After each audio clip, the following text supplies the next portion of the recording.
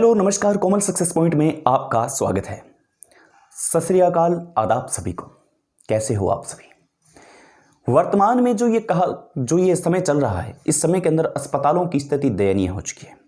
कुछ अस्पताल ऐसे हैं जो वाकई में बहुत अच्छा काम करते हैं, यानी कि वह शानदार काम कर रहे हैं, लेकिन कुछ अस्पतालों में, कुछ हॉस्पिटल्स में ऐसी समस्याएं हैं जिन समस्याओं से रोज हमारा आमना और सामना होता है।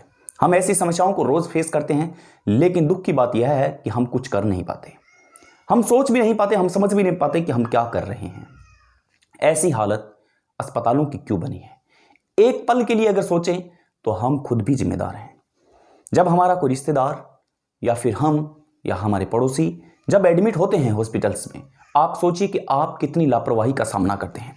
आप कितनी लापरवाही ऐसी करते हैं जिसके अंदर आपको यह लगता है कि आपने यह काम किया है, यानी कि आपने खुद ने साफ सफाई का कितना ध्यान रखा है, यह आप खुद बताइए मेरे को।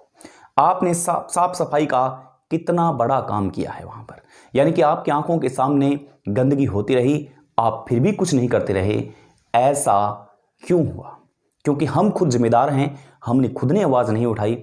इसलिए लोग कहते हैं कि अस्पताल है जो अब उनकी व्यवस्था पूरी तरह से गंभीर हो चुकी है, उनकी व्यवस्था अव्यवस्था में बदलती जा रही है। बूचड़खाने बनते हुए नजर आ रहे हैं, यानी कि जिधर देखो उधर गंदगी। अगर हम गवर्नमेंट हॉस्पिटल्स की बात करें और प्राइवेट हॉस्पिटल्स की तुलना करें तो प्राइवेट हॉस्पिटल्स में भारी भरकम फीस ली जाती है, भारी भरकम रुपए लिए जाते हैं, इसके लिए कर्मचारी नियुक्त होते हैं। वहां पर हम भी कचरा करने से, गंदगी फैलाने से शर्माते हैं और हम ऐसा काम बिल्कुल नहीं करेंगे। लेकिन परंतु जब हम गवर्नमेंट हॉस्पिटल्स में होते हैं तब हम सारी जिम्मेदारियां भूल जाते हैं, तब हम सारे के सारे एहसास भूल जाते हैं और यह सोचते ही नहीं और हम गंदगी करते चले जाते हैं। या हमारी आंखों के सामने अगर कोई कर रहा है तो हम बिल्कुल भी नहीं शर्माएंगे, यानी कि उसको रोकेंगे नहीं और हम बेशर्म बन के उसके पास से निकल जाएंगे। हमारा दायित्व बनता है कि अगर ऐसा कोई करता है उसको समझाएं, उसकी कंप्लेन करें और डस्टबिन का प्रयोग करना सिखवाएं। सरकारी हॉस्पिटल के बाहर सड़कों पर भी आप ले सकते हैं। जो ठेले वाले, रेडी वाले जो भी होते हैं, वो अपने आसपास इतना कचरा रखते हैं कि आप सोचिए मत। अगर हम वहां से सामान खरीदना ही बंद कर दें या फिर उनको समझाना एक हम अपनी जिम्मेदारी बना लें तो आप सोचिए कि कितना बड़ा बदलाव हो सकता है। लेकिन उसमें कोई बदलाव करना नहीं चाहेगा, क्योंकि वो सरकारी प्रॉपर्टी है, वो सिर्फ सरकार की ही प्रॉपर्टी है, उस पर जो भी काम है वो सरकार का ही होता है। हम ऐसे एक तुच्छे बयान देकर के बच जाते हैं और अक्सर हम उन हॉस्पिटल्स को कोसते आ रहे हैं। आपने भी डिफरेंट देखा होगा प्राइवेट हॉस्पिटल्स में और गवर्नमेंट हॉस्पिटल्स में कितना बड़ा फर्क है। आपने भी कभी सोचा होगा कि वाकई में यह कितना बड़ा फर्क है कि वहाँ कितनी साफ सफाई है और यहाँ पर कितनी गंदगी है। लेकिन कभी आपने यह सोचा कि हम बदलेंगे, हमारा समाज बदलेगा, हमारा समाज बदलेगा, हमारा देश बदलेगा। यह हम नहीं सोचते हैं। आप कहीं पर भी ले लीजिए, सार्वजनिक जगह पर किसी भी जगह ले लीजिए, आपको कूड़ेदान के मतलब एक कचरा पात्र नहीं, कचरे पात्र की एक निश्चित जगह बनाई होगी, वहां पर कचरा फेंक दिया जाता है। वो कचरा हवा में उड़ करके इधर उधर आ जाता है, पूरी तरह से अव्यवस्थित हो जाता है। लेकिन इस पर कोई बात करना नहीं चाहता, इस पर कोई समझाना नहीं चाहता, इस पर कोई बताना नहीं चाहता, इस पर कोई जानकारी लेना नहीं चाहता, क्योंकि यह सरकारी प्रॉपर्टी है। ऐसा क्यों?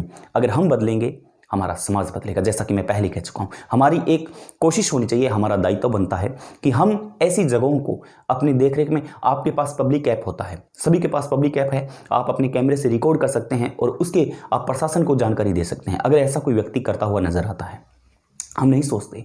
आप सोचिए कि अस्पताल में जिंदगियां बसती है, अस्पताल में जानें बसती है, अस्पताल में नए शिशु जन्म लेते हैं। एक ऐसे मंदिर में, एक ऐसी जगह हम गंदगी का सामना करते हैं, यानी कि पूरी तरह से पशु घूमते हुए नजर आते हैं, आवारा पशु, पूरी तरह से उनकी व्यवस्थाएं अव्यवस्थित होती है। कहीं ना कहीं हम खुद जिम्मेदार हैं उस व्यवस्था को अव्यवस्थित बनाने के लिए। हम हर बार प्रशासन को दोषी नहीं ठहरा सकते हैं। प्रशासन ने अपनी ओर से कर्मचारी लगा रखे हैं, लेकिन आवाज नहीं उठा रहे हैं, तो हम नहीं उठा रहे हैं। कर्मचारी काम करना पसंद नहीं करते। और मान लीजिए, मुझे मुन्ना भाई का एक सीन याद आता है जिसमें संजय दत्त एक कर्मचारी को गले लगाते हैं। हम कभी भी उनको वेरीफाई नहीं करते, हम कभी भी उनको कॉन्ग्रेचुलेशन नहीं कहते। अगर हम उनको प्रोत्साहित करते रहें तो वो कभी हतोत्साहित नहीं होंगे। और वो अपना काम तेज़ी से करते जाएंगे। वो अपना काम बहुत ही तेज़ी से करेंगे। अपने काम में वो कभी भी आलस नहीं करेंगे। लेकिन आवाज़ हमें खुद को उठानी चाहिए। हम खुद आवाज़ उठाएंगे तब जा कर के हमारे विचार बदलेंगे, और हमारे विचार बदलेंगे हमारा समाज बदलेगा। और यकीन मानिए, जिस दिन समाज बदल गया उस दिन पूरा का पूरा देश बदल जाएगा। नमस्कार। इजाज़त चाहता हूँ आपसे। जाते जाते एक बात कहना चाहता हूँ, चैनल को सब्सक्राइब कीजिए, लाइक कीजिए और शेयर कीजिए। नमस्कार। जय हिंद, जय भारत।